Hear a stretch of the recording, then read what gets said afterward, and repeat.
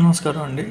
సాధారణంగా మన దైనందిన జీవితంలో ఉండేటువంటి ఖర్చులను తగ్గించుకోవడానికి మనం చక్కగా ప్లానింగ్ చేసుకోకపోతే మనకి అన్నెసరీగా ఖర్చులు పెరిగిపోయి ఆదాయం అన్నది తగ్గిపోయి మన తాలూకా సేవింగ్స్ అంటే పొదుపు అన్నది మనకు లేకుండా పోతుంది. దానివల్ల భవిష్యత్తులో అనేకమైనటువంటి ఆర్థిక సంబంధ ఇబ్బందులు వచ్చేటువంటి అవకాశం 100% ఉంటుంది. అందుకేంటంటే ఎప్పుడైనా సరే మన చిన్న కుటుంబంలో కూడా మన ఇంటికి సంబంధించిన అవసరాల వరకు కూడా మనం ఎప్పుడూ కూడా డబ్బుని ఖర్చు పెట్టేటప్పుడు ఖర్చుని తగ్గించుకుంటే మనకు వచ్చిన ఆదాయం తాలూకా నిల్వలు అనేవి పెరుగుతాయి ఆటోమేటిక్గా.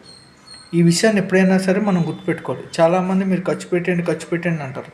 ఖర్చు పెట్టేస్తే తర్వాత బత్త కూడా మిగలదు. సో ఆ విషయం అందరికీ తెలుసు కాబట్టి మనం కొంచెం జాగ్రత్తగా ఉంటే మన కుటుంబం తర్వాత భవిష్యత్తులో ఫేస్ చేయబోయే కొన్ని ముఖ్యమైన ఎక్స్పెన్సెస్ హెల్త్కి సంబంధించి కానీ, పిల్లల కెరియర్కి సంబంధించి కానీ, లేదా మన ఇంటి ఆడపిల్లలకు సంబంధించి పెళ్ళిళ్ళకి సంబంధించి కానీ, ఇలాంటప్పుడు మనం కాస్త ఇబ్బంది లేకుండా సేవ్ అవుతాం. కొన్ని విషయాలు కనుక మనం చూసుకున్నట్లయితే అవకాశం ఉన్నంత వరకు ఇప్పుడు అందరూ కూడా డిజిటల్ పేమెంట్స్ చేస్తున్నారు. డిజిటల్ పేమెంట్స్ చేయడం దేశానికి చాలా ముఖ్యం. కానీ అవకాశం ఉన్నంత వరకు కొన్ని అవసరాలకైనా సరే మీరు డైరెక్ట్ క్యాష్ ఇస్తే మనకి చెయ్యి ఎక్కడో ఇబ్బందిగా అనిపిస్తుంది. సో మనం ఖర్చును కాస్త తగ్గించుకునే ప్రయత్నం చేసిన వాళ్ళం అవుతాం. షాప్కి వెళ్ళి కొన్ని వస్తువులు కొనుక్కోవాలనుకునేటప్పుడు ఇంట్లోనే కూర్చొని లిస్ట్ ప్రిపేర్ చేసుకోవాలి. అదే లిస్ట్ పట్టుకెళ్ళి ఆ లిస్ట్ ప్రకారం కొని తీసుకురావాలి. అంతేగాని అక్కడికి వెళ్ళిన తర్వాత లిస్ట్ ఏంటన్నది ఆలోచించకూడదు. అలా ఆలోచిస్తే అవసరం లేనివి కూడా మనం కొనుక్కుంటాం. సో అలాంటి పని ఎప్పుడు చేయొద్దు. ముందుగానే లిస్ట్ ప్రిపేర్ చేసి దాని ప్రకారమే కొనాలి. తర్వాత ఏదైనా ఒక వస్తువు కొనాలి అనుకుంటే ఆ వస్తువుని కొనటం అన్నదానికి మీరు వాయిదా వేయాలి.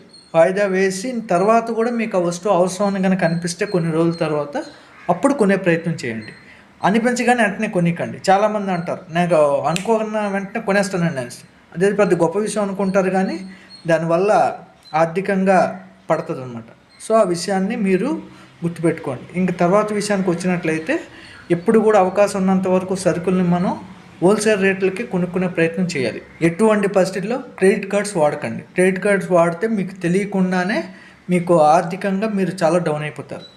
ఆఫర్స్ డిస్కౌంట్స్ ఉన్నాయి కదా అని చెప్పి ఎగబడకండి. దానివల్ల అన్నెసరీగా మనకి ఎక్స్పెన్స్ అనేది పెరుగుతుంది. మనం ఏదైనా కొనేటప్పుడు దాని అవసరాన్ని బట్టి అది మనకి ఎంత నీడ్ ఉందో చూసుకొని దాన్ని బట్టి ఆలోచించి వాయిదా వేసుకుంటూ ఇంకా తప్పదు అనుకున్నప్పుడు మనం దాన్ని కొనాలి. ఓకే, మిగిలిన డబ్బుల్ని మనం హెల్త్కి పిల్లల కెరియర్కి వాడుకుందాం.